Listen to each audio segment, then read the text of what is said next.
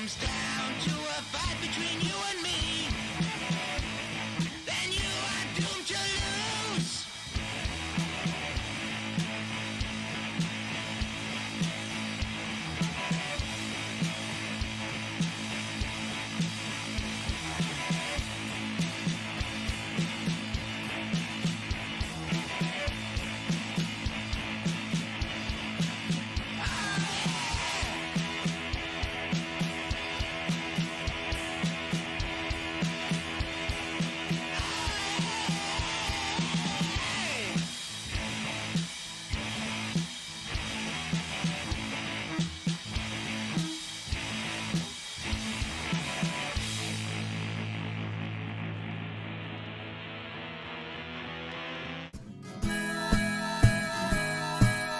Keep the red flag flying here.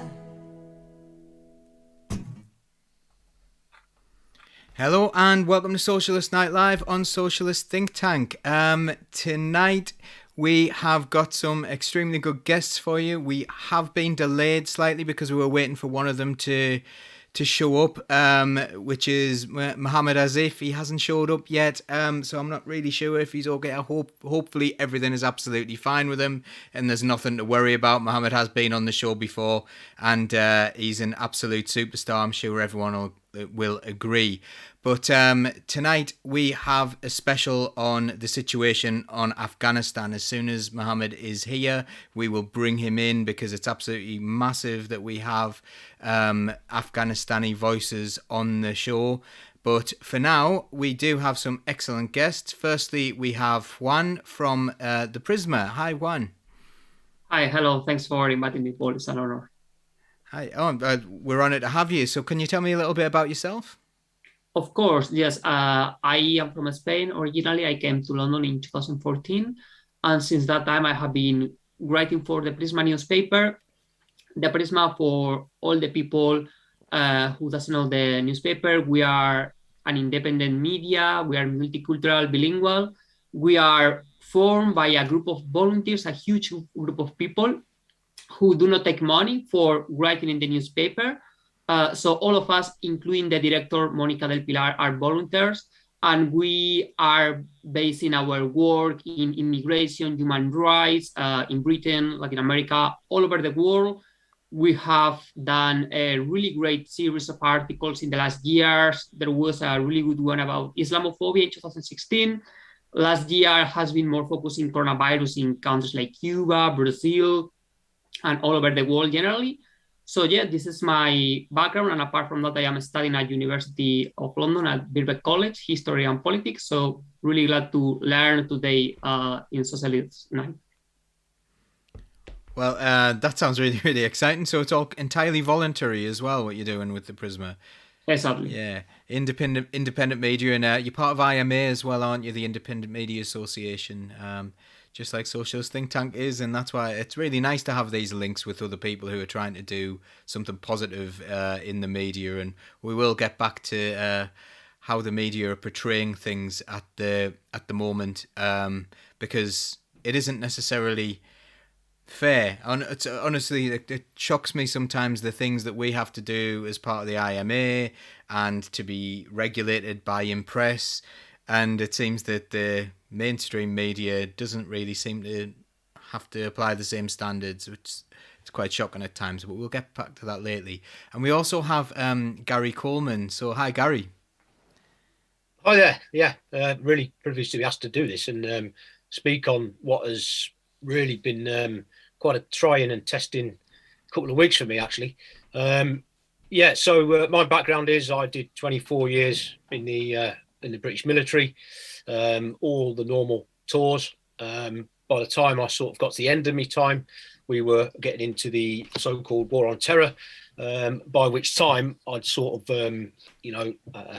maybe the words matured a bit, but anyway, started to think about what we were doing and maybe left the sort of militarization bit, got into my 30s and really had to assess and have a good look at what was going on around me when I was ever deployed.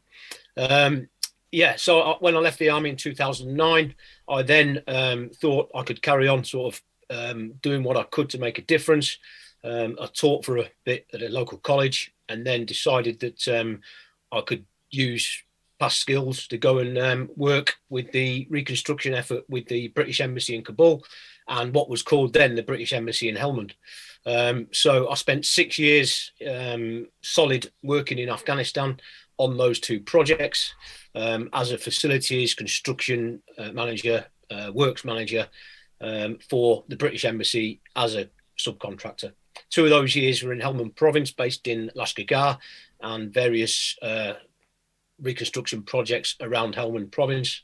And then the last 6 years, or I spent 8 years including leave, but 6 years solid. But the last sort of 6 years, I was a subcontractor for the British Embassy in Kabul, with a handle on basically what all the British operations and British construction efforts were going on across the country.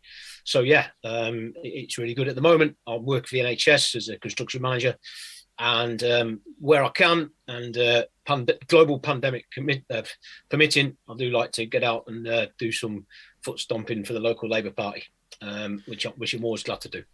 So, yeah, are you still doing a bit of marathon running and stuff as well? Because last time, still. I'm sure to be honest, it's we have our coping strategies, ex squaddies, and mine is running.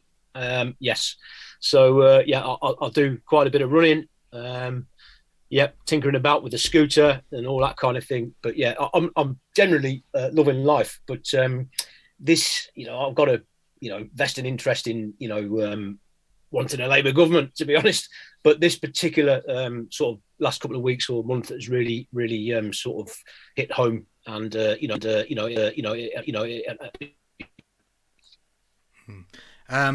thanks for that, Garrie. And it's been tough as well. And I think one of the things that we've got to be really careful of as socialists is that I think a lot of the time people assume that when we're angry about wars, particularly wars that didn't need to happen, that we're taking it out on the people who were forced into them. And in fact, most of the time, the vast majority of people who are socialists are on the side of those people. They don't want to see them going into danger. They don't want to see them risking their lives for a cause that really isn't just. And I think we'll talk about that in a little bit of detail. So I'm going to ask you now. So from your perspective, from someone who served in the British Army, where do we start with Afghanistan? Where do you want to start? And by the way, we are really trying to get Mohammad in. So we're in contact with him. We're just trying to get him into the meeting now. I mean, so he will be coming in very shortly, by the way. For me to go ahead in front of Mohammad, I've got many Afghan friends and colleagues, and for me to go in front of him is actually a bit of an honour. It's just going back just to look at your point about the guys on the ground, and one of the things that I'll impress on later on is the urgent need for a public inquiry. And in that public inquiry, I think that that includes politicians, civil servants. We must look at what their role was, but in this case, and it's something that we're not really that good at, is looking at our generals and what the strategy and what the military strategy was. So yeah, I totally concur with that. And definitely as socialists, we can be anti-war without being anti-soldier, and that's the way I look at it. In terms of the history, there is the adage of Afghanistan being the graveyard of empires. That for me is not useful. Afghanistan has got a history of being part of either being part of an empire or having an empire itself, or certainly a conglomerate of tribal areas. So that was basically a headline in 2000, at the very start of the current situation, or the very start of what people referred to as the war on terror. So there were three preceding, very, very broad brush, three preceding sort of imperial adventures over to in Afghanistan and thereabouts. All three of them, all three of those really ended up in failure. And it's ironic because I'm a strong believer that imperial aspect and empire actually is still in the memory and in the mindset of the people that send our soldiers and our civilian support staff to these places and put them in harm's way, because that interventionism, as it's known as, that we sort of classed as a war on terror. I think it's a hangover from the empire. So what we got then, that brought us really to the 20 years of the British and the US and the West and NATO's involvement in Afghanistan, and the proviso really, or the mission, the initial mission, although it was a little bit sketchy and always was and always crept, the mission did always creep, and I'll emphasize that as we go on. Started with 9/11, as we know, and the need to defeat the Taliban in Afghanistan, because it was, the intelligence pointed to the fact that they were harboring these terrorists, Al-Qaeda specifically. But, you know, those 20 years basically were what's been the culmination of up to 40 or 50 years of conflict in that country in the sort of post-war period. And we mustn't forget that there have been various interests, both internal and external, and various interests in arming different groups, arming different tribal factors, one of which spawned the Taliban, and became sort of the enemy, if you like, from sort of 2001 onwards. And those operations, sort of, if we were to talk about the first sort of phase up until about 2006, there was the need to weed out the terrorists, mostly specialist operations in the Bora Mountains in the east of Afghanistan. That mission was more or less achieved by American and Western military might. And then, you know, straddling what was going on in Iraq at the time as well, which actually started after Afghanistan.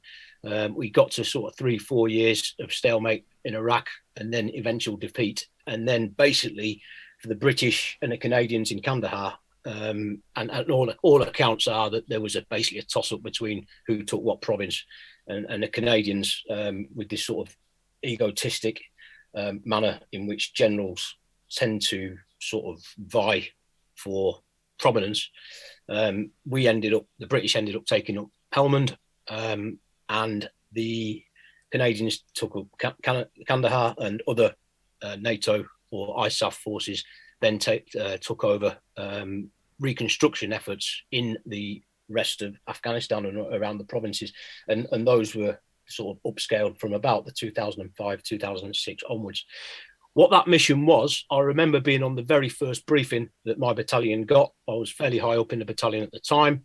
I remember sitting down in an office with a sketch map of Sangin Valley on the whiteboard, and even then I thought, right, okay, so we've talked about poppies and the heroin trade. We've talked about warlords that were quite heavily armed, and a number of other factors. And then that's basically where we were up until 2014, a series of basically military misadventures, defeats, being bailed out by the Americans, etc., up until 2014 when we left with a small presence there, which takes us up till now. Now that was a sort of spin through from a military perspective, and I'm glad Mohammed's here as well, because you know, the last thing I want to do and leave tonight is that, you know, it's not all about us. It sounds though it's been all about us for the last couple of weeks, definitely the last couple of days on Sky News, but it's not all about the military. It's not all about British interests. The most important and central aspect here is my former friends, or my current friends and former colleagues in Afghanistan, and Mohammed's countrymen. Thanks so much for that, Garrie, and what a perfect welcome for Mohammed. So, Mohammed, thank you for joining us. I'm sorry you've had difficulties getting in, but we're absolutely delighted. No, thank you very much for having me. Because I was quite far from Glasgow, and then I went into a petrol station. I didn't want to miss it, but it didn't work in the messenger. I tried different ways, but it wasn't opening. Well, we've got you now, and we're absolutely absolutely delighted to have you. And so what we've done so far is we've got Juan here from the Prisma. We've got Garrie, who's been speaking from a military perspective about what's been going on in Afghanistan. But what's really important is, I suppose, how the people of Afghanistan feel about what's been going on. Now, Garrie's spoken up to this point, basically the last 20 years of military intervention. But how did we come to get to this situation? And I know Afghanistan has a long history of imperialism, of people invading Afghanistan and so on. So, could you bring us, like, from the perspective of someone who has lived in Afghanistan, who is an Afghanistani, of how we got to this point, and then we're going to speak a little bit more about what the current situation is. So how did we get here? Thank you very much, and it's nice of you, and thank you for your sympathy and prayers. I mean, it's a long history. It started all in the late 1970s, in 78 and 79, when the USSR invaded us, and then the world welcomed us to go anywhere. Not like the current climate, where we are going to be put in prison for 4 years if you are coming illegally to Britain, under the new legislation for refugees. But when the USSR invaded Afghanistan, the Western world, including, the Muslim countries, the Saudi Arabia and Pakistan and Iran and every other Muslim country in the Western world decided to help us. And they gave us weapons, plenty of weapons. I lost many family members. 7 of my father's uncles were killed when the communists took over. My brother-in-law was killed. My father was injured a couple of times. So was my other brother-in-law. My sister's husband was shot in the head, but he survived. But he only died a few years ago from a heart surgery.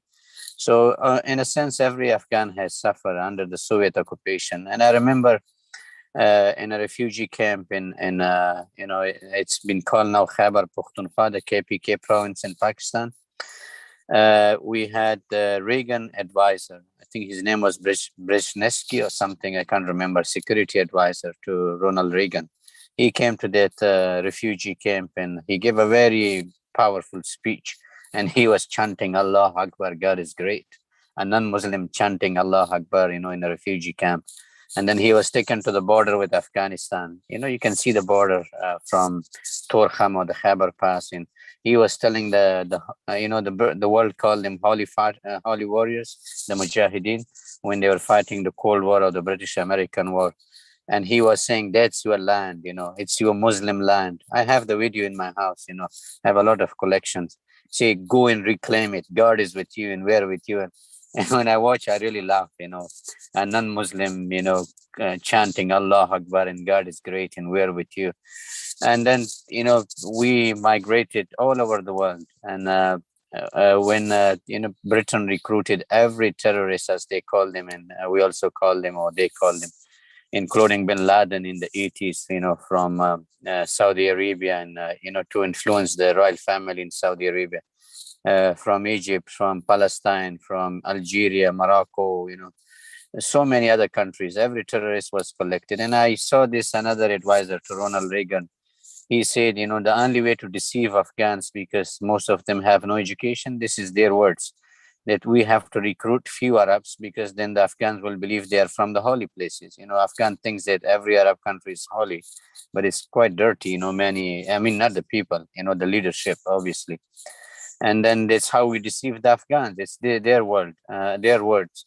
And then when, the Russians were out of Afghanistan, or the Soviet Union, USSR, as you call them in the past, we were left with so much of weapons. All the terrorists that Britain and America have recruited and empowered them in Afghanistan, they were there and, they were quite rich, weapons were there, including Stinger missile. I know a local commander during the USSR time, the Mujahideen commander who was from my village. He was the first Mujahideen commander to shoot the Russian helicopter with Stinger missile, and that was the downfall of Soviet Union in Afghanistan. And later on, America was offering $1 million through Pakistan to collect their Stinger missiles from the Mujahideen, so it doesn't fall in the wrong hand. But in the world abandoned us after 1992, when the communist regime fell, like the puppet regime, like we had a few weeks ago, the American puppet regime, Ashraf Ghani regime, which was corrupt and morally bankrupt, run by warlords and drug lords and the same people from the Mujahideen era from the 90s and 80s. And then the world left us and abandoned us. And the Taliban came to power, and people were believing that these are holy people and pious people. They were recruited again by Saudis and some other countries, helped to a certain extent by the West, because of the Russian and Indian and Chinese interest, and Iranian interest in Afghanistan, and the Pakistani interest. So, and people were thinking these are pious people, they are graduates of religious school. So people were fed up, with the previous warlords, and they welcomed them. When they came, this was like another dark day, or the darkest day in Afghanistan. And then nobody was bothering or saying anything when Taliban were, brutal against the innocent people of Afghanistan, just before 9/11, from 1996 to 2001.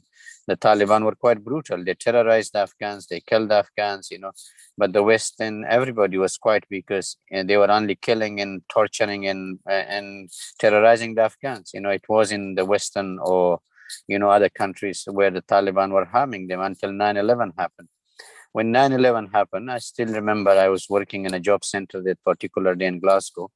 And one of the advisor, who is a friend of mine, still around, and he said, "You guys attack New York, I thought, how we attack? Taliban are not that sophisticated, and they're not that powerful." Say, no, good. So I abandoned my job that day and went home and watched the television. And Tony Blair, I think he was in Glasgow, in Scotland. I think there was G7 conference or something happening on that particular day. So he, shortened the conference for one day for the G7 meeting. And then he announced that there will be consequences for Afghanistan. He didn't say for the Taliban, but he said Afghanistan. And then I was the only Afghan, I think very few other Afghans in the whole of Britain, joining Jeremy Corbyn, George Galloway, who is no longer the same George Galloway. He changed, I don't know what happened to him anyway. Tony Benn and others, we were going there and we were demanding that military solution was not the answer in Afghanistan. There should be some sort of political solution rather than military one. But Tony Blair, anyway, he decided along with George Bush, and they decided to go. And while Tony Blair was preparing to go into Afghanistan, I personally wrote him a letter about 3-4 pages, and I demanded that, okay, the Taliban are a bunch of barbaric killer during that time. So who are the replacement? And he replied my letter with 2 pages. I think I still remember. And he said, "This time we will not abandon you." That's his exact words. And he said, "We will not walk away from you." In the 90s, he specifically mentioned, "We walked away from you, but this time we are with you." And then I asked in my letter also that who is the replacement? We don't want the former warlords who were in power before the Taliban. For us, between the Taliban and the warlords, there is no difference, because they both kill us and terrorize us. If you remember in the civil war, 70,000, according to United Nations, 70,000 innocent Afghans were killed in the capital city, Kabul, in the factional fighting. And these warlords were still around until last week. Only one of them is in Kabul now, Gulbuddin Hikmatyar. He's having some sort of deals with the Taliban. And he's in Kabul. The rest all fled like cowards, and they went with billions and, British and American taxpayers' money at the expense of poor Afghans. But 20 years later, I remember Tony Blair's letter, when this happened. And I firmly believe that, the West walk away and they abandon Afghans. I'm not a fan of the Afghan regime, and I'm an active anti-war activist. I don't like the foreign troops in Afghanistan, but since they went to Afghanistan, because we couldn't do anything about it, they should have brought all the warring factions or different warlords together. I know they can do it. If they can bring Ashraf Ghani, the former president, and the current the chief executive, because one said, "I don't accept the election results," and the other say, "I don't accept it." So each time in 2 consecutive presidential election, John Kerry went to Afghanistan and he divided the government, 50-50. You have 50% power, and Ghani will have, or the president will have 50% power. You will have 50% ministers, and the president will have 50% ministers. So the American could have done it. What the biggest mistake the American did, I think it was quite intentional, when they signed the peace agreement with the Taliban and bypassing their own puppet regime. This was a regime very corrupt. I'm saying it's the American and British who are saying, their media is writing. Washington Post, New York Times, The Guardian, Amnesty International, International Human Watchdog, all these organizations are saying that the regime is the most corrupt, morally bankrupt, run by the most brutal warlords. And they bypass the same regime, puppet regime, and give legitimacy to the Taliban. And the irony was, you don't attack me, but you can kill the Afghans. That's what you can Google and see what the agreement is. It's the Doha agreement, or the Doha accord, between the American and the Taliban. It specifically mentioned the Taliban will not attack Americans until their withdrawal, which is next month, probably completely. But they can kill the Afghans or the Afghan security forces. I'm not a fan of the Afghan regime, but why killing the Afghan regime, their soldiers, and not fighting the Americans? So that the Americans give them legitimacy. Most of the Taliban leadership, they were in Guantanamo Bay. All of them, in fact, who were based in Doha.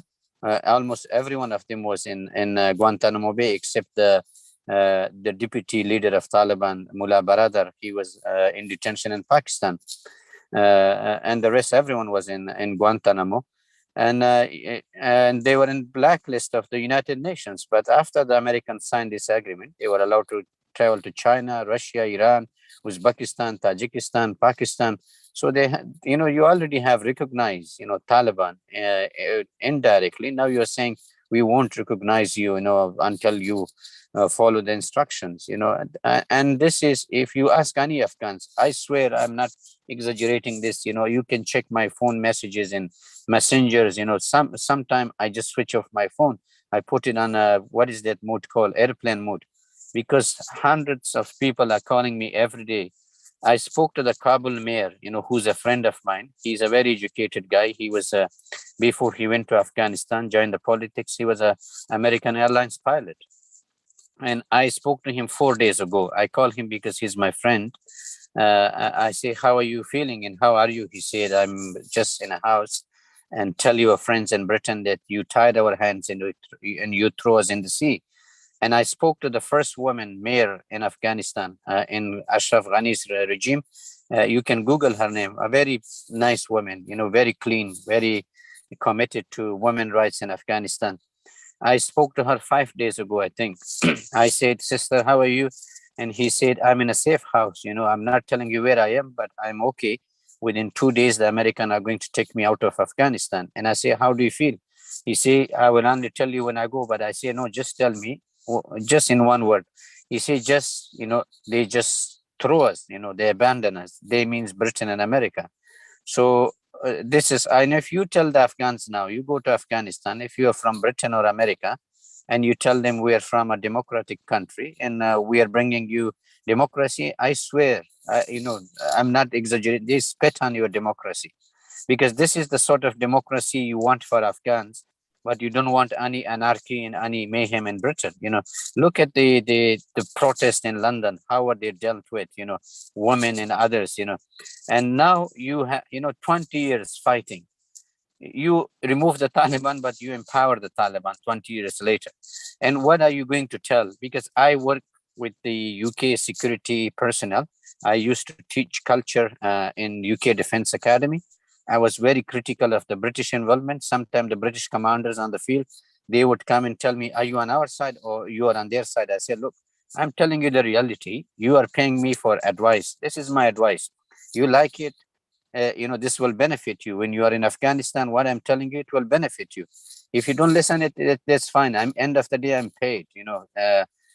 You take my advice or you leave it. But I have been to Afghanistan. I have worked there. Britain and America have no regards to the Afghan culture, to the religion, to the people.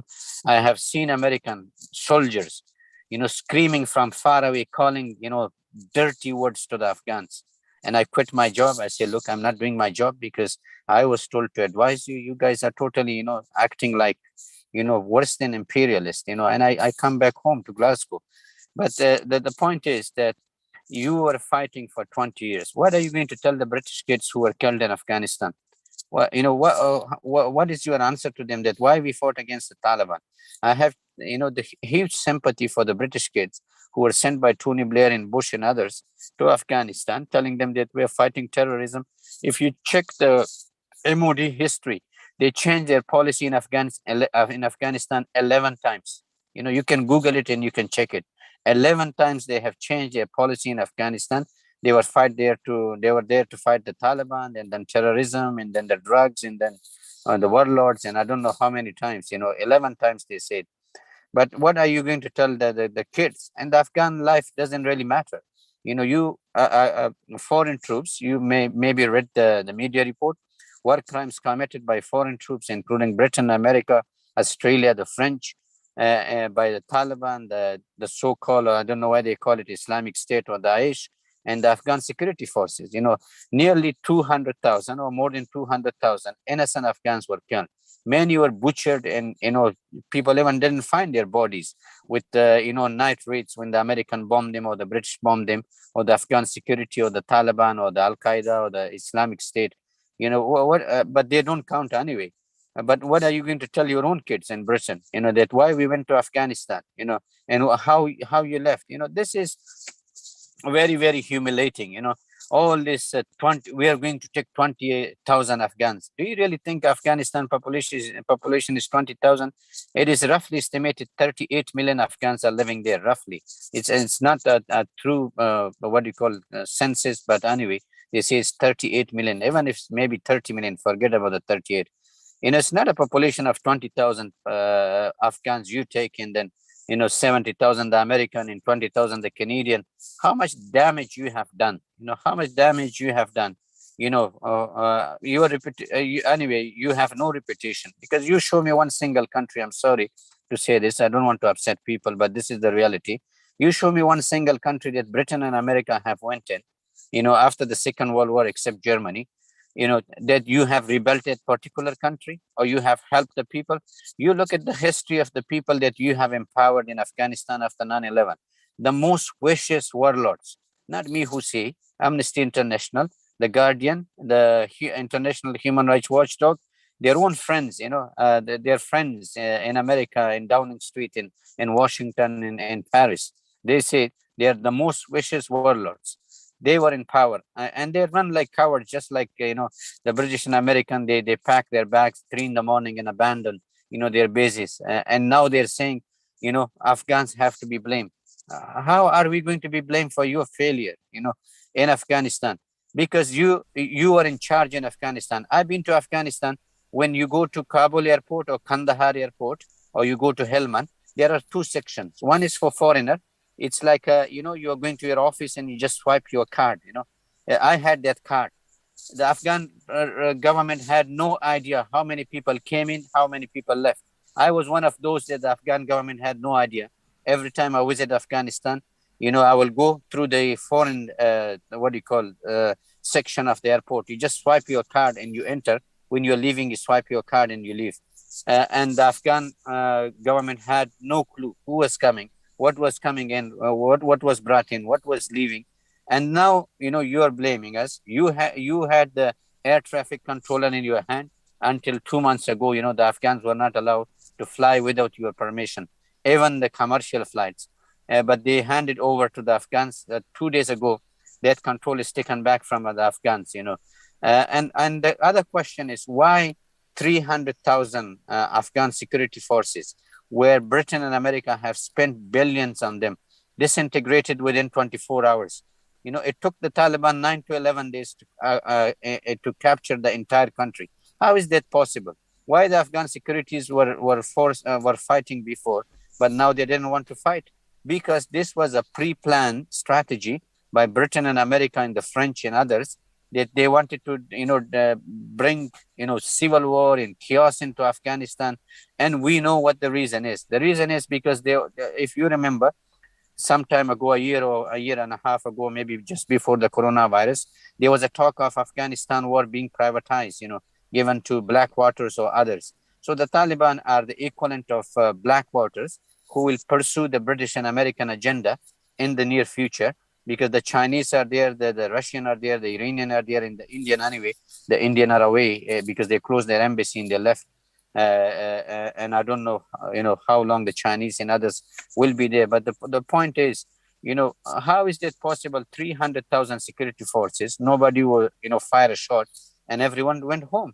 And now you are showing us on the cameras that we are animals.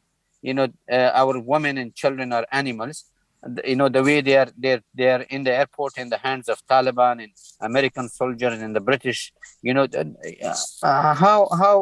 What are you going to tell your children? That you brought that sort of situation on the Afghans.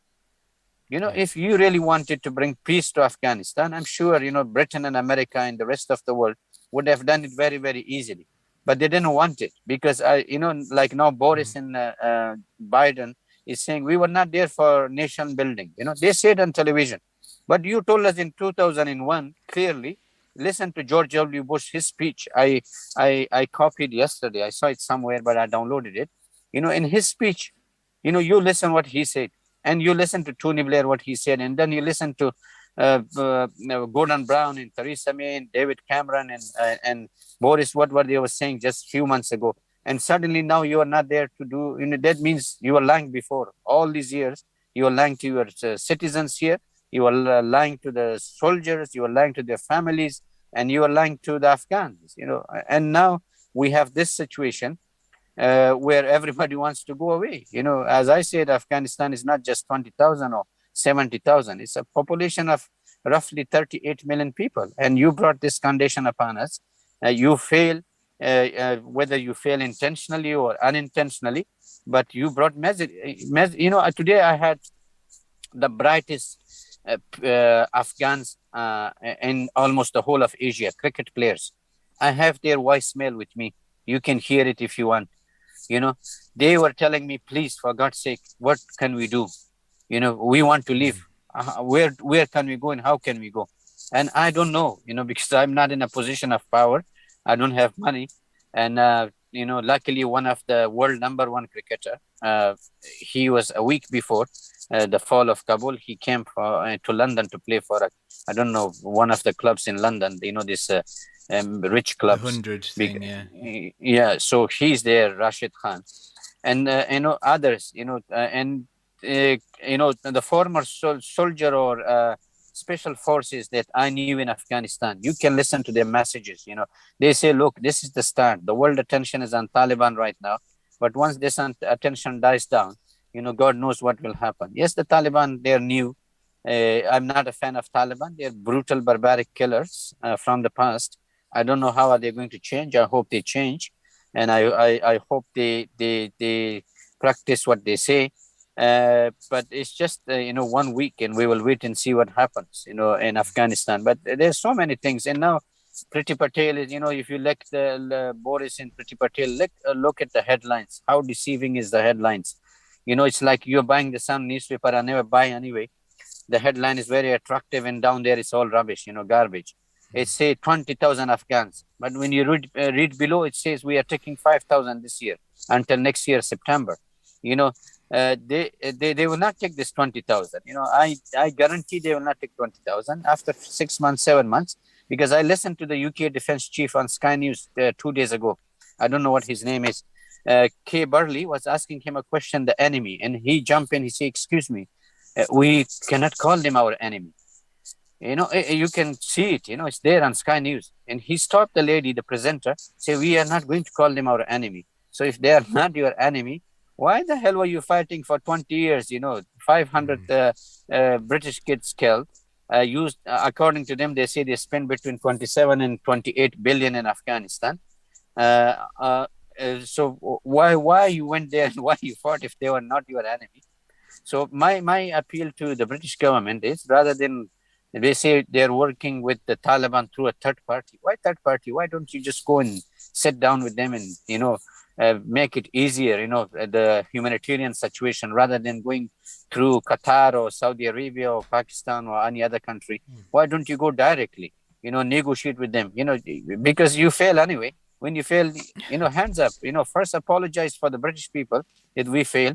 And secondly, apologize to the Afghans, that we have betrayed you. We have killed you for all these 20 years for the wrong reasons. And I appeal to the British kids who were killed in Afghanistan to sue the British government. If I were their parents, I would be suing, the MOD, for what they have done to my kids. Because you sent me to fight the enemy. Now the enemy is not your enemy. He's your friend, and you empower them.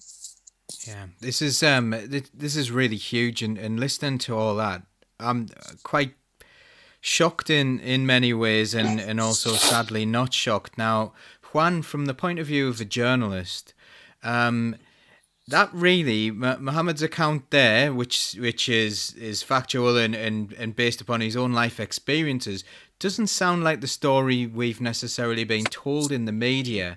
I don't know if you have anything to add about like the situation in the past and how poorly this story's been covered, and with Mohammed saying as well that the policy has changed 11 times. Have we just got used to this really, really confusing message coming from the press, coming from the government, and just, and should journalists really be doing more to expose this kind of thing? You see that one more thing, the money they spent was on people they recruited from Britain and others. If they say something is white, and although it's not white, it's black, you need to go along. Yes, that's how they spend their money. And then the Western democracy, for the Western press, I'm very, very surprised. I still remember after 9/11, when the Taliban were removed in 2001, I listened to Laura Bush and Shiri Blair. They had a press conference, and a journalist asked them that, what do you think of the women's rights in Afghanistan? They say, oh, they're liberated. They can wear now nail polish and lipsticks. Western democracy for the Afghan women is lipsticks and nail polish. You ask any Afghan woman, they don't bother about nail polish. My mom never wore nail polish. My mom was a doctor. She never wear nail polish. She never wear lipsticks. I haven't seen, in my growing ages. And they think if an Afghan woman wear jeans and nail polish and lipsticks, she's liberated. That's not liberation for the Afghan women. They want security. They want stability. They want some sort of hospitals, Yes, you can see it physically. There are development in the past 20 years, but these only belongs to the warlords. Every building in Afghanistan, every mansion. You see, when I saw the internally displaced people in Kabul from other provinces, each warlords in Afghanistan, the powerful warlords, they have multiple guest houses. And their guest houses, you can ask your local journalists who have been to Afghanistan or a military personnel. Their guest houses are far better than Hilton Hotel, 5-star hotels, far better, and they were lying empty. Each guest house can accommodate between, 4,000 to 7,000 people. And the people were sleeping on the road. Why the Afghan warlords were not accommodating them, when they have this billions of stolen money, but now they have fled like cowards, with the money and everything, and the Afghan people are suffering, and this is the exportation of foreign democracy into Afghanistan. You have to understand the culture. You have to understand the what do you call, the religion. But culture to some Afghans are more important than religion. Like in many Pashtun-dominated areas, burqa is something cultural. It's not that someone is forced to wear a burqa. It is culturally, because if I don't wear burqa, my cousin will laugh at me. They might think I'm a bad woman. That's the history. That's what I was teaching in the Defense Academy when I was working with them.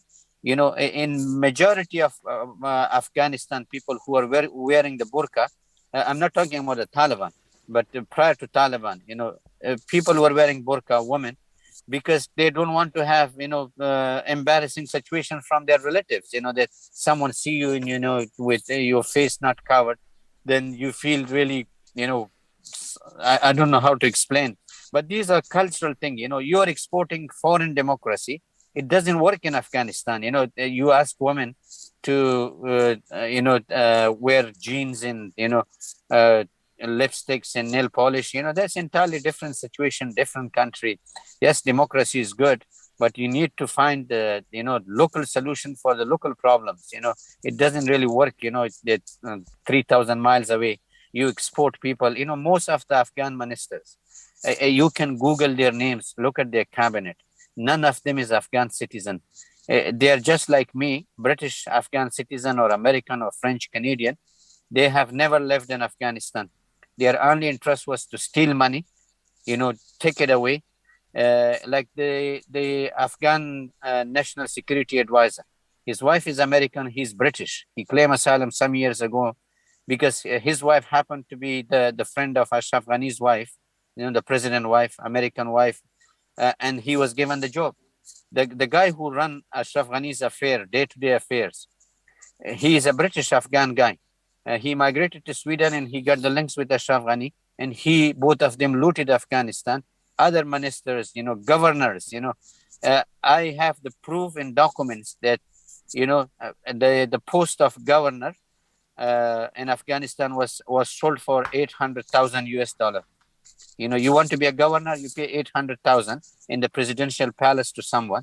You be a governor, and then you can loot as much as you want. You want to be a police chief in a district. The cost was $80,000. That was like 6-7 years ago.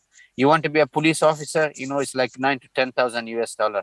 That was the sort of corruption happening in front of the eyes of British and American, and they closed their eyes and they didn't bother.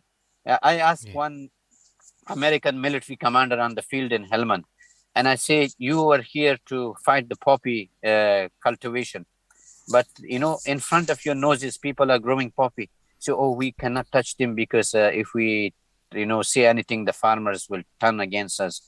Then why were you telling your, masses, your citizens, we are going to stop the drug cultivation? And the drug trade in Afghanistan now, you can check the UN report. It's between 8 and 9 billion a year right now. The drug trade from Afghanistan to, coming out, it's 9 to 10 billion or 8 to 10 billion a year now. Again, like this is shocking stuff, and back to what I was saying to Juan before, which is about like kind of, I suppose, the culture of the way this has been covered by journalists. So you're a journalist yourself, aren't you, Juan? And how does like the account there that Mohammed's made, like, is that something you recognise from other journalists covering it? Do you know a lot of this stuff yourself, or is this something that's completely lost on the media in I suppose the West? Yes, I think it's completely lost, and I agree with everything that Mohammad has said, and especially I want to remark some of his points. First of all, his knowledge about the history of Afghanistan is impressive, and this is something that sometimes in the news are not widely covered. So he has point why from 1995 to 2001, people in the West did not care about the Taliban government in Afghanistan, but only it was later after 9/11 that it will start to appear in the news.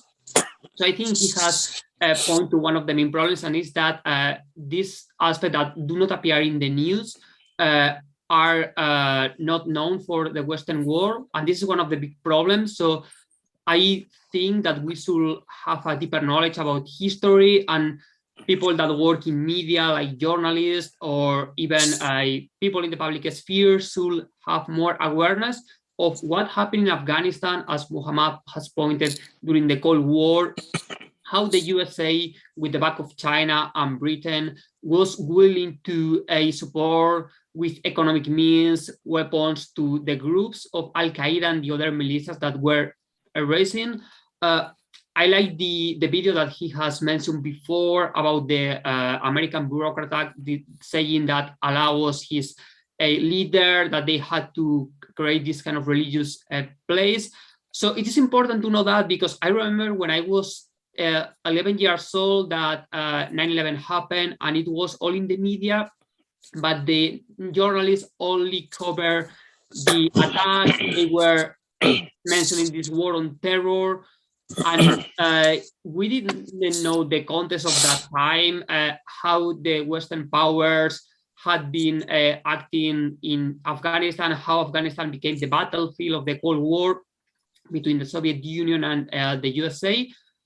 So I guess that the most important thing is to tell the news, but in a more deeper way, which at the same time, if we think about it, there are many media who are financed by the global powers who has been benefited by the situation in Afghanistan.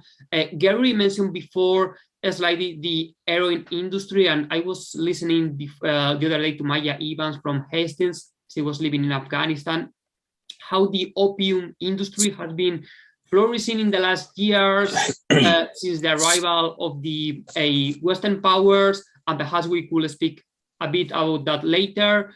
But this approach of Western liberalism, in which you had, as Muhammad has pointed very well before, George Bush and Tony Blair in 2001 to mentioning that they wanted to rebuild a country, to bring democracy, to give freedom to the people there. But in this week, we have heard Joe Biden mentioning that their mission was never to bring democracy to Afghanistan, was never to rebuild a country, but was just to stop any kind of terrorist attack in the USA. So at least he was honest about that. It's something that we have always known, and especially since 2019, when the Afghanistan papers were published in the Washington Post, there was a lot of declarations which they seem like bizarre. Some bureaucrats of the USA that they admitted that they did not know nothing about Afghanistan. And we could draw some parallelism with Vietnam, in which there are some testimonies of people who were there, went to Vietnam, did not know the landscape of the country, the culture, religion, anything, and they just invade the country. Same with Afghanistan.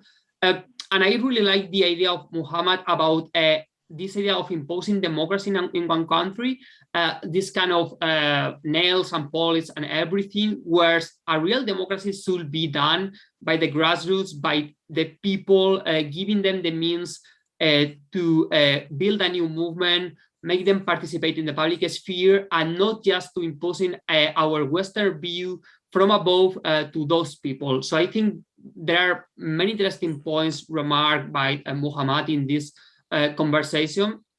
So this is the idea. I have been like listening to testimonies of journalists who had lived in Afghanistan for many years, and their approach is more similar to that of Muhammad, that rather for people who work in the media and they just are covering the most trending topics, they are using kind of wars as our enemy, war on terror, this kind of rhetoric, which is incendiary, and it gives to the Western people like us that we are living in the so-called first world, a kind of insight, which is dangerous, because if we do not explore for our own account about what is happening really there, we will have the impression that it is the fault of the Afghanistan, of the Muslim people living there.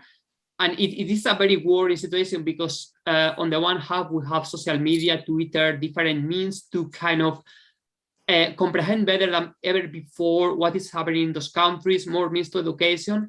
But on the other hand, there is a problem that we are so fed up with news. The media know that, and there is a concern that new waves of far right, of extremism increase again in Europe, as has happened in the last 20 years. So I think as journalists, as people, we should be very worried about this situation and just be aware to debate with other people, to open our mind, to listen to the people who are living there, who are facing the situation, and as much as we can, be willing to help them. Thanks, Johan. And I really thoroughly agree with everything you've said there. And this is, I suppose this is where new media comes in, and this more honest media, because it seems that the media that's paid for is really not willing to talk about this. Now, I'm interested in, after everything Mohammed said, and, you know, I'm trying to think of a perspective of someone who was like sent to Afghanistan, who went to do something.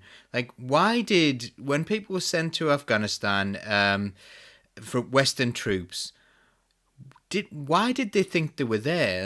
And I think this would be probably a betrayal of them as well in many ways, because if they didn't think they were there to build democracy, what were they there to do? And one of my friends, I remember speaking to him, and he was saying, oh, well, we're trying to build a country. He was in the territorial army, and he did a couple of tours in Afghanistan. He genuinely thought they were trying to build something lasting. Is that what people thought, Garrie?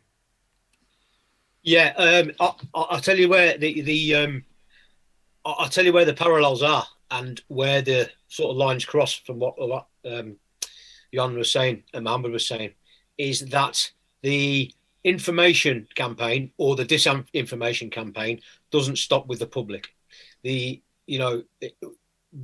remember a nightly radio report on British Forces Radio, which would give you a rundown of what the RAF had been up to in theatre that day. And it was propaganda. And so your mission is basically, although you're given specific missions for that day or that week or that month or even a 6-month tour, and a 6-month tour is useless anyway, because what can you achieve as a unit in 6 months?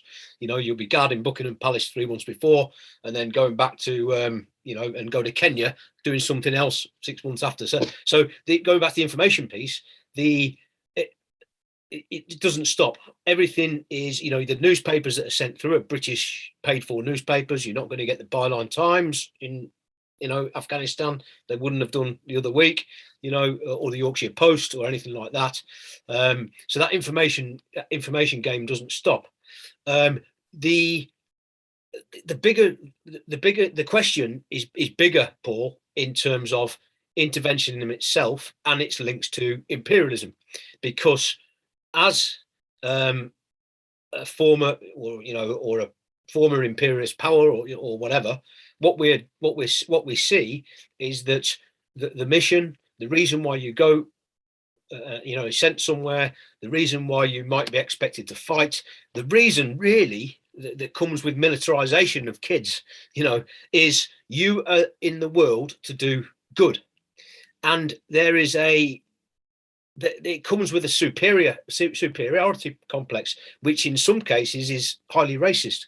And Mohammed mentioned about the cultural awareness bit and how officers, they go in to theatre with their own ideas that are formed from imperialist and racist overtones, so that when people like Mohammed come and are paid to give cultural awareness lessons, they're nothing really more, and Mohammed might agree with me, than a tick in a box session, and to understand a culture and to understand integrally, you really can't learn it in 6 months.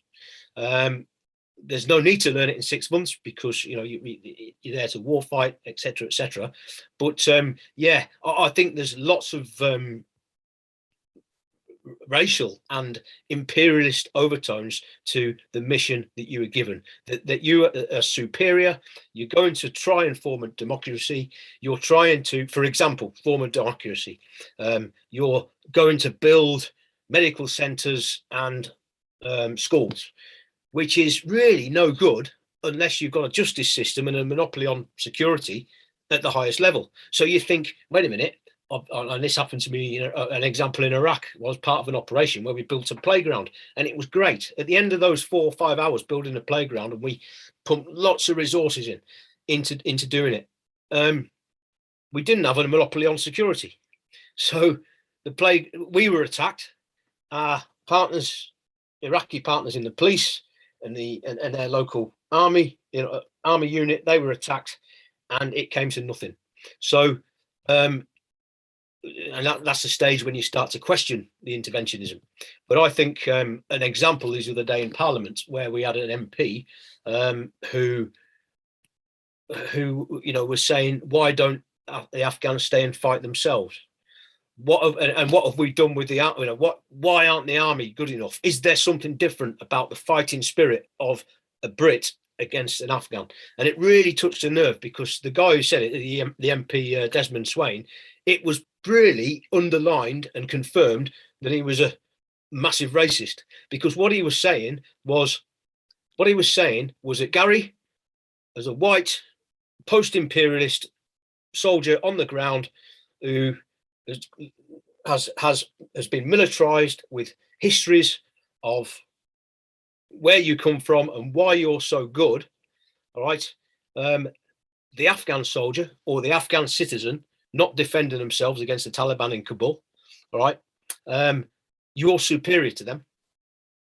And, you know, that's highly racist. So the answer to the question is, it's all about the militarization. It's all about the militarization process. So from the day you start watching war films, and these days, the day you start, you know, Call of Duty, to when you then join the cadets or you go down the rifle range or whatever you do, there is a massive process of militarization. Where that ends is you are an 18-year-old, 19-year-old soldier, or even younger. My first deployment, I was 17, because there were no rules then about under 18s going to armed conflicts, and I was on the United Nations line in Cyprus at 17. But by that stage I was militarized. You know, it was, you're doing the right thing. This is a legacy of empire. We're the people to go and sort it out. We go and intervene. And so that continues even up until we talked about the general, speaking to Kay Burley the other day. That process of militarization and superiority is what is the foundations for totally flawed interventions. You know, when you assess it, you know, when you really sit down and assess what we're actually doing and what we're achieving, you start to question it, and the questions come as a result of the circumstances. So if you're walking around a wheat field and you're talking to a farmer and you say, we've got you 10 tractors, we've got you 5 tons of wheat seed, we've irrigated your land, and the British government or USAID or whatever has spent £500,000 doing that in this particular area, this particular district in Helmand, and he says, thank you very much, that'll do me for a year, all right, because my yield for poppies in the next 4 or 5 years after that is going to be much greater.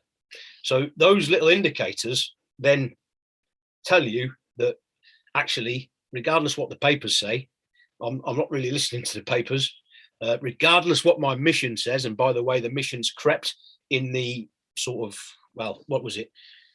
The 9 years I was in the army while Afghanistan was ongoing, the mission crept all the way up until 2014 when I was there as a civilian with the reconstruction effort. The mission crept so much that it became irrelevant. You just went to Afghanistan and did what the, you know, that local commander or your commander at the time wanted to achieve, and it crept so much, and that was really the crux of the problem from my point of view, the mission creep.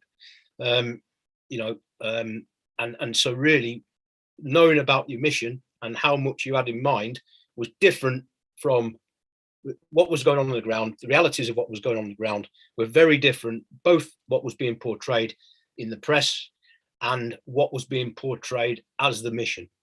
And the usual suspects, you know, the Our Boys paper brigade, the sort of, you know, everything's about how well we're doing, how good we're doing.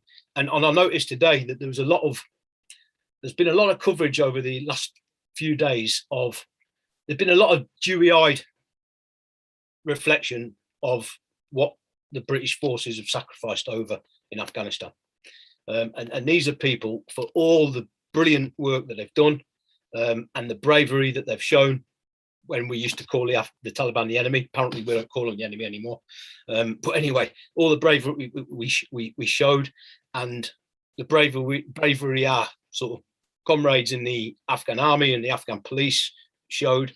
It's sort of, it's been dewy. There's been a dewy-eyed look at it, and it's detracted from the realism of what's going on the ground. So when we had the Tom Tugendhat and Dan Jarvis and Tobias Elwood with their teary-eyed, you know,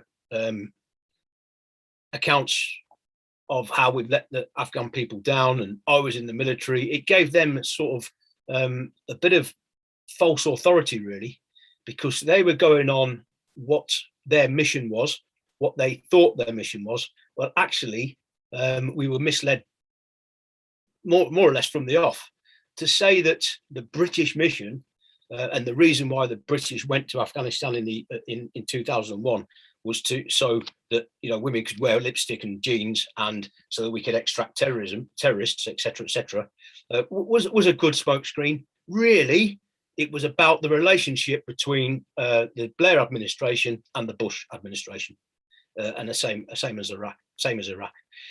Even if there's, with all the evidence against that, that is what happened. Because it didn't really need to happen. Blair didn't really need to say to Bush, right, we're definitely going to give you an hand here. We're definitely going to go in with you. Wilson didn't in Vietnam. He flatly refused, to go into Vietnam. There's a number of other interventions that we wouldn't get involved with, and that's it. So I'm wondering, all the interventions that Mohammed mentioned that have failed, arguably, but it was a much, much smaller scale operation, and I knew people who were on that operation. So it was only about 150 soldiers, 200 soldiers at the most, which had an impact, was Sierra Leone, arguably. The other interventions since the war have been a disaster. We haven't learnt from them. They have massively, they're massive overtones that hark back to imperialism. And we are in a position where we really, I think the way forward really now, in terms of where we are with the soldier on the ground, what his mission is. I hope going forward that instead of militarizing kids, can we not just say to them, it's more important to look after this planet?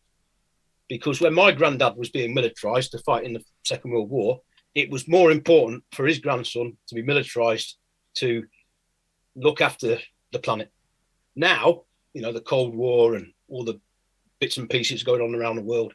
Now, what we have to do, I think, going forward, is we have to militarize kids against climate change. And if we can achieve that, then I think we'll be in a better place. And I was taught about, pretty skewed histories about interventions and war and the empire, and brought up on war films, etc. And that was my learning.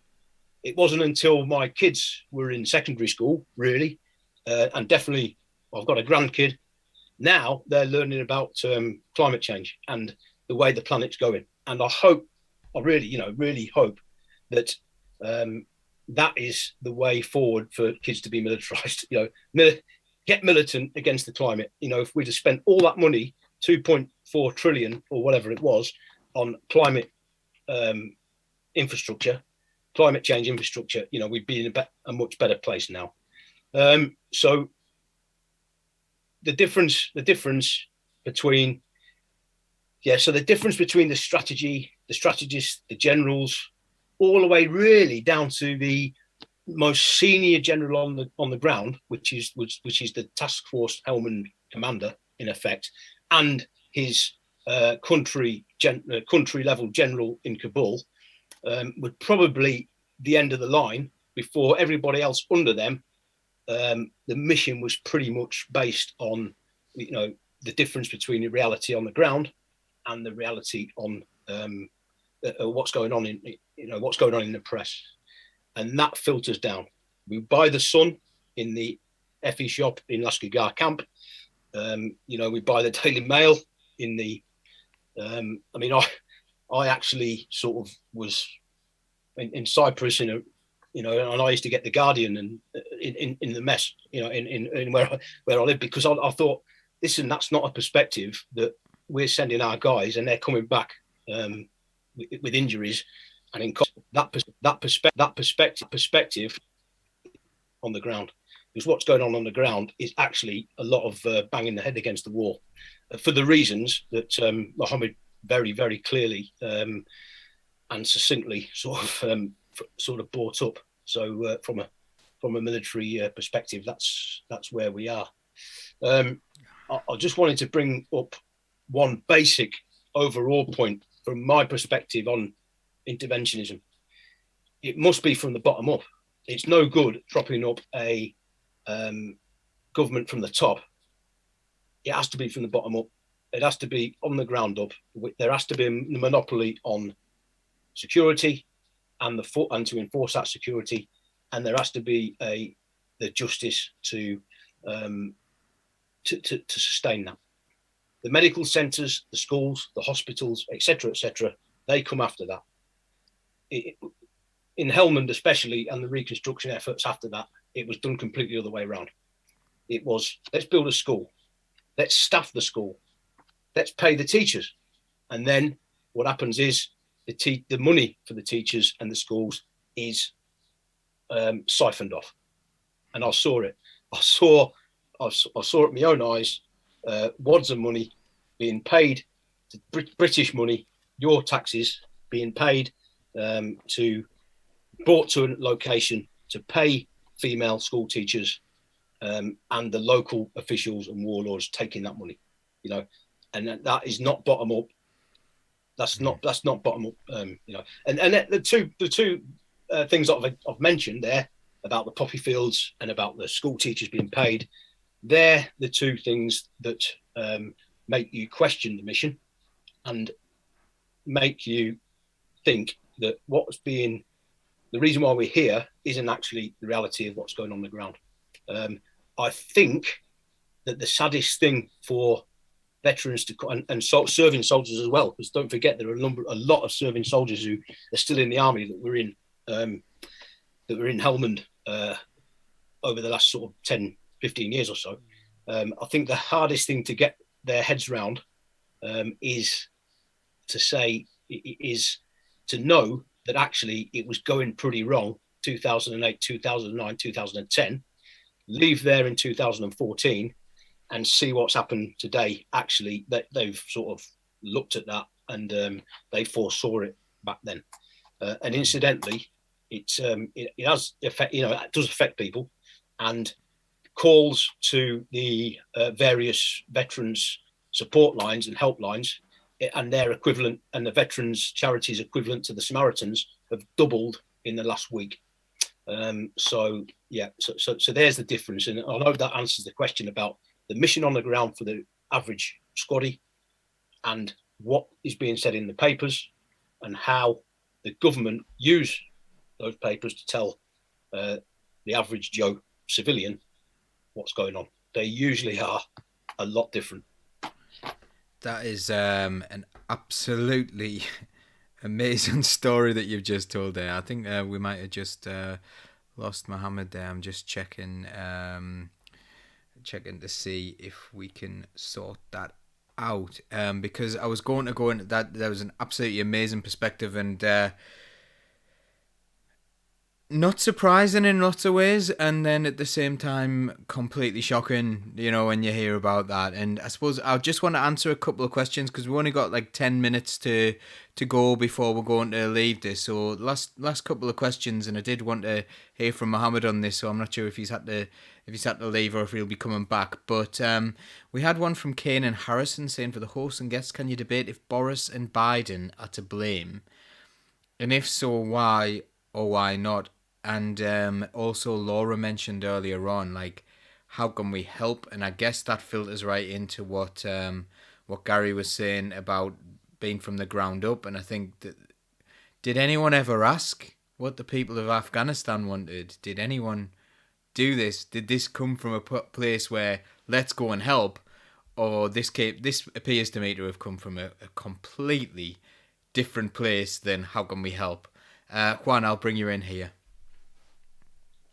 Yes, that is a very good and key question. As Garrie said, it has been through a movement from the bottom up, a grassroots democracy movement. I think we as people living in the Western world, we must show solidarity through to the refugees, people who are coming here because we have been in their countries, we have provoked many conflicts there. So not just in a humanitarian point of view, we must help these people, but also because we have a historical debt towards them. As Mohammed was saying before, Britain and the USA has intervened in many countries, and only in Germany after the Second World War, they were able to rebuild the country. And we all know that was because they were fearing Soviet Union power in the East. So they have their own interests. So I think that nowadays we must protest, we must organize demonstration to push the politicians to open the borders in order to accommodate as much people as possible. Because Mohammad was saying before, they say in a kind of newspaper that there were 20,000 people to come here, but it was in 5 years, and as he said, I agree with him, it will be for sure less. So we need to push politicians to help people come here. But at the same time, once these people came to our countries, being Italy, Spain, Germany, or France, or any Western country, we as citizens must embrace them, must make them feel welcome, which is very important. It is not just these people are led to come here, but also we need to help them to integrate within society.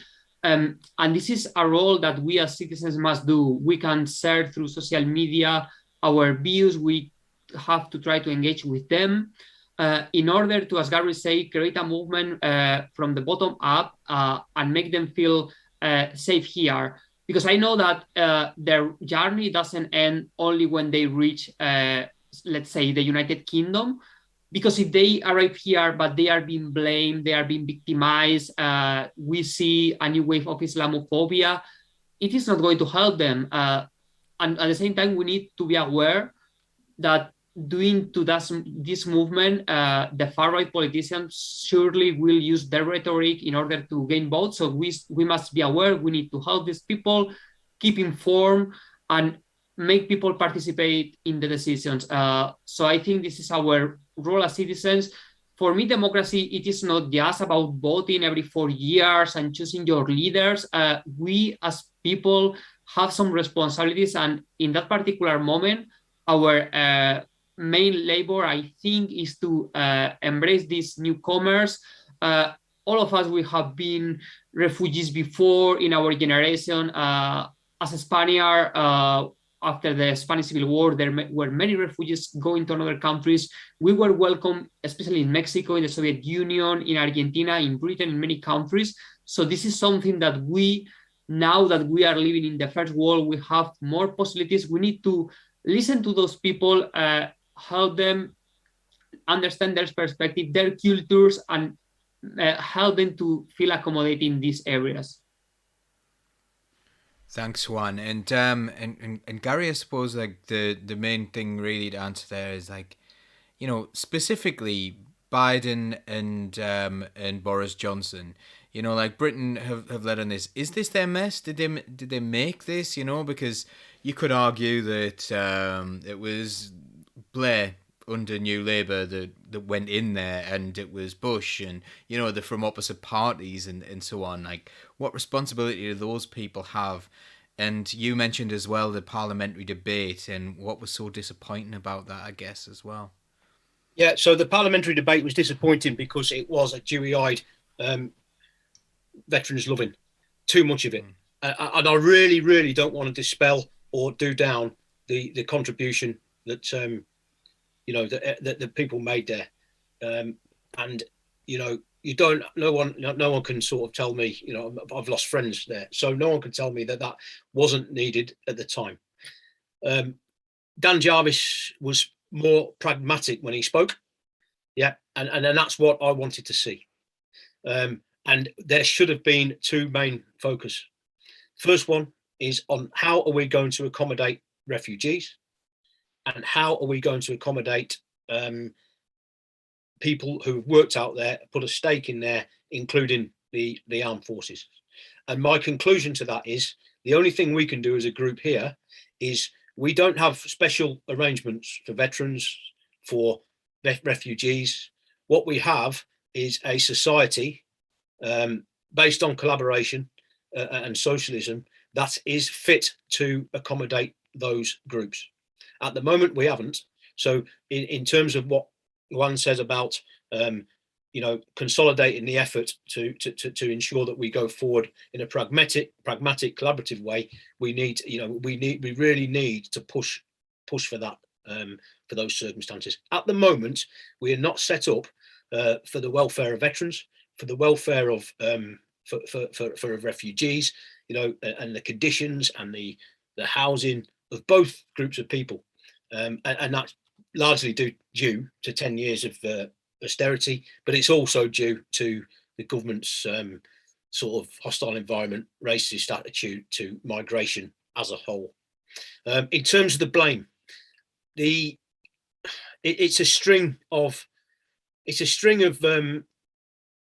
I wouldn't say debacles, maybe debacles put in a bit too strongly. It's a string of bad decisions based on the need to withdraw from Afghanistan. Coming home, I remember sort of even 10 years ago, 8 years ago, whatever, getting in the van with the white van man, getting in a taxi with the taxi driver, barman down the local or whatever. So what are we doing over there then?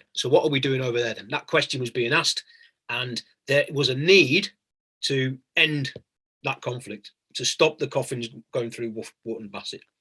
So what Donald Trump did was end it abruptly without including the Afghan government in his negotiations.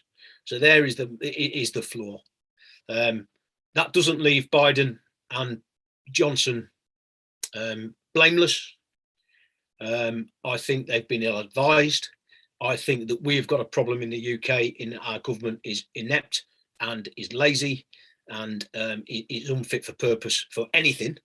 And there is a little bit of a problem with the alternatives to that as well, coming from the leader of the opposition and that leadership. And as far as Biden's concerned, if you was to ask go to the Midwest or Pennsylvania or New Mexico and ask the average guy over there, should we be out of Afghanistan? Yes. Well, what about the plight of all the refugees and what's going on over there? And they'd be saying, that there would be racist overtones to say, look, they've got nothing to do with us. Well, sod it, and unfortunately, that's where we are. The blame lies with a string of politicians. At the moment, the blame, does lie with Johnson and Biden and the rest of the Western world. And I just, for what's going on at the moment in Kabul, bearing in mind reports are coming out tonight that Gaz McMahon, who is the sergeant major in 2 Para, who was a corporal on one of the Afghan tours that they did in 2006, he said it's the worst thing he's ever seen. And that's after 3 or 4 tours of Afghanistan and I know a tour of Iraq as well. So, and he was saying that that's the worst he's ever encountered. The situation now, as we see it at Kabul airport and throughout, and at the moment, is solely down to the inept strategic and operational ineptness of the current government. The overthrow of the army and the way they went through Kabul is down to really a string of, Obama, Trump, and it's down to really, I'll just keep going back to it, it's imperialist interventionism that's caused it. And let's please learn our lessons from it if we're going to do anything. Yeah, I think the worry is that maybe, well, there doesn't seem to be any sign that we are learning any lessons from this imperialist interventionism. And the thing for me in Parliament was they seemed to be, it was like this patting themselves on the back and this like, oh, well, we've done nothing wrong. And this is almost like we, look what's happened. This has nothing to do with us. And a very odd way of talking about a situation they've been so heavily involved in. So what I'm going to do is I'm going to wrap it up here, but I'm going to come to you each to ask a couple of questions about how to get involved in things that you've mentioned tonight. On behalf of Mohammad, who appears to have had to have gone, he was sitting in a car, bless him, in a car park in a petrol station. So thanks so much to Mohammad for getting involved tonight. It is massively important to hear his perspective, and especially the phone calls he talked about with people who are there. These are the people that we need to be listening to, and their plight is, I'm sure we all send our solidarity to them. A couple of the things he mentioned as well, there's a video of someone saying about Allah Akbar, and that's actually Double Down News have done a video of that, of the American general going across, and I think it was an American politician going across and recruiting for the Mujahideen, which shows you what a messed up situation Afghanistan has been in the fact that the US have switched sides on a couple of occasions. So anyway, that's Mohammed. So I'm going to come to you, Garrie, and ask. You talked about a couple of military charities there, and I suppose if there's anyone watching, is there any would everyone know about these military charities or is there any that you want to particularly point out? You know what? I'm not going to. There's that many out there. I have no, and I do support them. I do work for some. There's some local ones that are brilliant, ERV in Sunderland. I mention them because they're the most recent people I've done some work for. I ran a marathon for them. But what I will say is that, it's a little bit shameful really that we're having to we do rely too much on those charities. What I would encourage people to do is, I would just name drop 2 people who have written extensively on this for any further reading, and that is Theo Farrell, who wrote a book called Unwinnable about the Afghan war, the British involvement in the Afghan war. My regiment is mentioned in there, and it is not, he's coming from, quite a moderate and central way, and of looking at it. It's an academic book. So Theo Farrell, Unwinnable. The other one to read up on, and he's on Twitter, and he's doing the round the houses, is to talk about intervention in itself, and that's Dr. Mike Martin, who actually was in the army, wrote a book on what they were doing wrong, and they sacked him for it. So yeah, Dr. Mike Martin and Theo Farrell, please look them up, and they'll give you a lot of food for thought. Thanks for that, Garrie, and we'll look those up. Juan, how do we get involved with Prisma, and is there anything else you want to bring up before we go as well? Of course, yes. The Prisma is a self-funded newspaper, as I mentioned in the beginning, so we are welcome to receive any kind of donation in order to support our work, because as I mentioned, we are all a team of volunteers that we are working because we love journalism. We love to write about human rights, immigration. We think the labor of journalism nowadays is really important. It has always been, but perhaps in the last 30, 20 years of polarization, social media, and so on, it is essential. So for everyone can visit theprisma.co.uk, and you can see all the articles that we have been written along the years for a team of more than 100 volunteers. This year we have made 12 years as a newspaper, which is, I think, impressive, considering that we are volunteers. We can check our Twitter in the Prisma to see how we serve through media newspapers. And that is, apart from that, I encourage people to keep informed, participate in the public sphere, being in the streets or through social media, which is a very good tool in order to keep informed, but we must be aware to analyze everything very deeply. And lastly, I wanted to thank you, Paul, because this has been a really interesting conversation, very stimulating. I have learned too much about Garrie, about Mohammad, people who has been there in Afghanistan, and thanks to their perspective, it has helped us to comprehend more the situation there. So thanks to Garrie, thanks to Paul, and I hope that we can join again for another conversation, because it has been really intellectually stimulating. Thank you so much, and it's been brilliant having you all on. It's been a fantastic discussion. You're all welcome anytime, by the way. So very much interested to hear what you have to say on a variety of topics. And Garrie, you can come on about anything, because I know you spoke tonight about your work with the military and everything, but your perspectives on all sorts of different things are always welcome too. Thank you so much. You can become a member of Socialist Think Tank if you like. You can go to socialistthinktank.com. You can choose to make a donation to that. It will not get you any special privileges with Socialist Think Tank, because we are socialists and we don't believe that that money should be a barrier towards anyone participating in anything. We are building up slowly over time a presence across the UK, hopefully across the world, with little branches of Socialist Think Tank popping up all over the place. Please do subscribe to us on YouTube, even if you don't really want to get even if you don't really go on there very much, it's really useful to us. Also Facebook, Twitter, and Twitch, and I think I've covered everything there. I would have got into trouble if I didn't say all those things. So please do get involved. We care about what you've got to say, and we will continue to do things that you ask us to do. It's been an absolute pleasure. I will have a tiny little debrief with the guests after we go, so please don't go anywhere just quite yet, but we will say goodbye to our viewers at home, and thank you so much for all the amazing comments. I'm sorry I didn't refer to too many of them tonight, but I'm sure you'll agree that was a very, very deep conversation, and I learned absolutely loads from listening to that, and thank you for, once again, the supportive and very informed comments in the chat. And we will see you again next week, and we will look forward to it. So take care, everyone, and we will see you soon. Keep the red flag flying here.